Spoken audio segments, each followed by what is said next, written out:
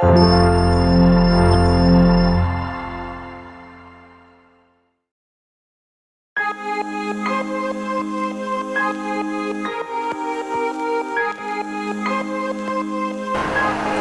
Sobat Sanitasi, kembali lagi di channel Kampung Sanitasi bersama saya Hamidah. Channel Kampung Sanitasi ini memberikan informasi, tips and trik, dan tutorial berbagai hal di bidang kesehatan lingkungan seperti air, udara, tanah, pangan, vektor atau beta pembawa penyakit, dan cara seru mengolah limbah menjadi bermanfaat. Jangan lupa like, komen, dan subscribe ya. Kembali lagi di segmen air. Air minum dan sanitasi merupakan aspek penting yang tidak bisa terpisahkan. Penyakit-penyakit yang menyerang kita bisa ditularkan dan disebarkan melalui air minum. Penyakit-penyakit tersebut akibat tidak memenuhi syarat kualitas air minum. Hal berikut diperkuat berdasarkan data WHO pada tahun 2020, dampak air minum dan sanitasi penyediaan air minum yang aman dapat mengurangi indeks penyakit sebesar 0,39% loh.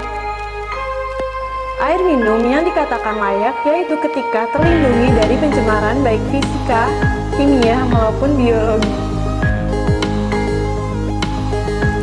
Beberapa faktor penting dalam menentukan kelayakan air minum yang kita konsumsi yaitu kandungan TDS atau total dissolved solid dan pH atau power of hydrogen. Jadi, apa itu TDS dan pH? TDS atau total dissolved solid ialah padatan yang terlarut dalam larutan. Nah, padatannya apa saja ya? Jumlah zat padat terlarut berupa ion-ion organik, senyawa, maupun koloid di dalam air.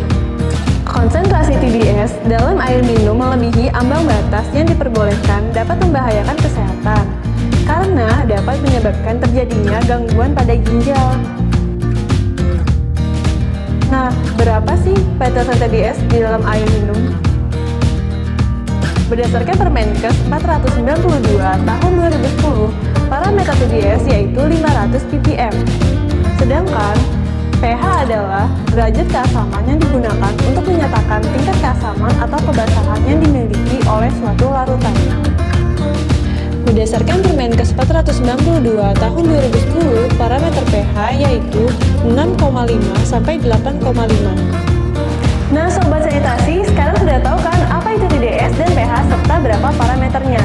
Agar lebih jelas lagi, saya akan mempraktikkan bagaimana cara menguji TDS dan pH dengan menggunakan alat digital water tester.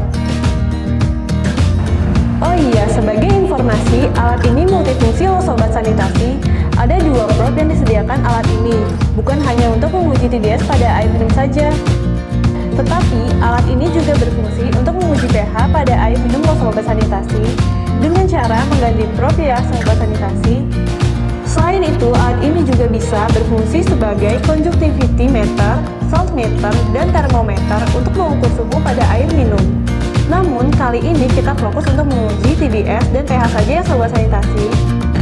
Untuk alat-alat yang dibutuhkan yaitu pertama, gelas beker, kedua, digital water tester, ketiga, tisu, keempat, sarung tangan sekali pakai, kelima, label, keenam, alat tulis untuk mencatat hasil, ketujuh, formulir hasil pengujian TDS dan pH. Untuk bahan yang dibutuhkan yaitu, kali ini saya sudah menyediakan 2 sampel air minum. Yang pertama, sampel air kemasan, dan yang kedua adalah sampel air RO ya Sobat Sanitasi. Air RO atau reverse osmosis adalah air yang dihasilkan atau diproses menggunakan teknologi penyaringan tingkat lanjut dengan tingkat penyaringan yang sangat kecil. Praktikum. Berikut cara menguji TDS dan pH pada air minum menggunakan alat digital water tester. Oh iya Sobat Sanitasi, sebelum itu saya akan menunjukkan fungsi tombol-tombolnya yang ada di alat digital water tester ini ya.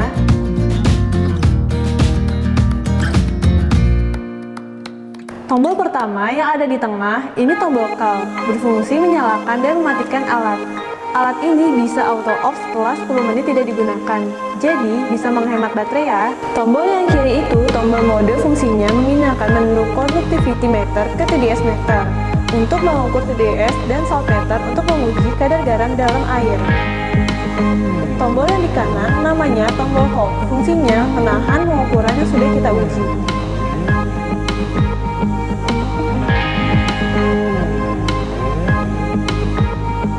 Oke Sobat Sanitasi, pertama kita akan menguji TDS terlebih dahulu ya, menggunakan probe TDS pada digital water tester.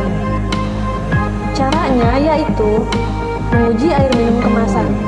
Pertama, siapkan alat dan bahan yang dibutuhkan.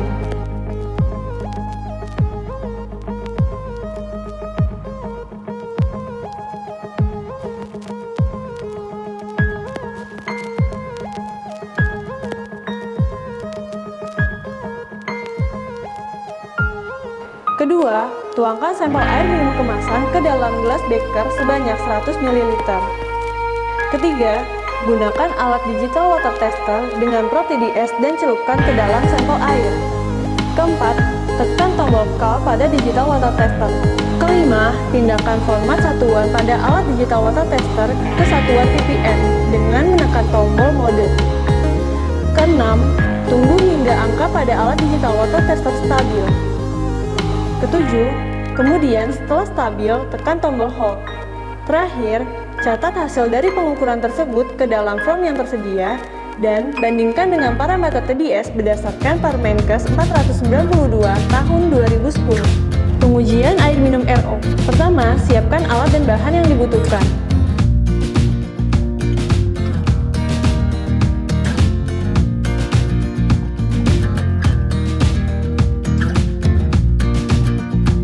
Kedua, tuangkan sampel air minum RO ke dalam gelas beker sebanyak 100 ml.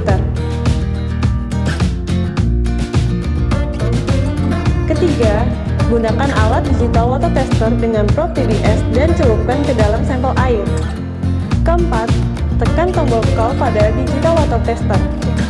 Kelima, pindahkan format satuan pada alat digital water tester ke satuan ppm dengan menekan tombol mode.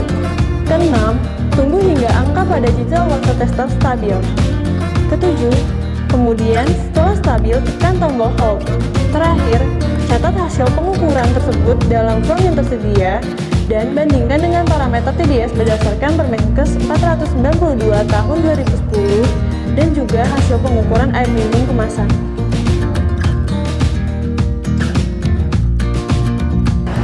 Kedua, kita akan menguji pH menggunakan probe pH pada digital water tester. Menguji air minum kemasan. Pertama, siapkan alat dan bahan yang dibutuhkan.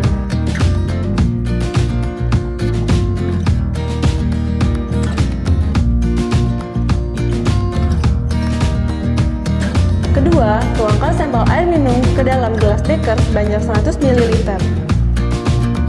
Ketiga, gunakan alat digital water tester dengan probe pH dan celupkan ke dalam sampel air.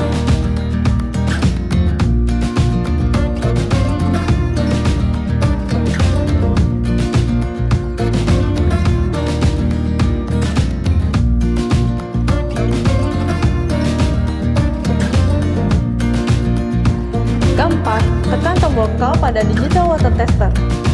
Kelima, pindahkan format pengujian pH dengan menekan tombol mode. Keenam, tunggu angka pada alat digital water tester stabil. Ketujuh, kemudian setelah stabil, tekan tombol hold. Terakhir, catat hasil pengukuran tersebut dalam form yang tersedia dan bandingkan dengan parameter pH berdasarkan Permenkes 492 tahun 2010. Menguji air minum RO. Pertama, siapkan alat dan bahan yang dibutuhkan.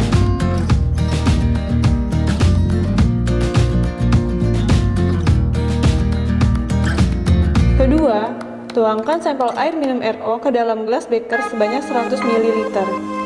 Ketiga, gunakan alat digital water tester dengan probe pH dan celupkan ke dalam air sampel.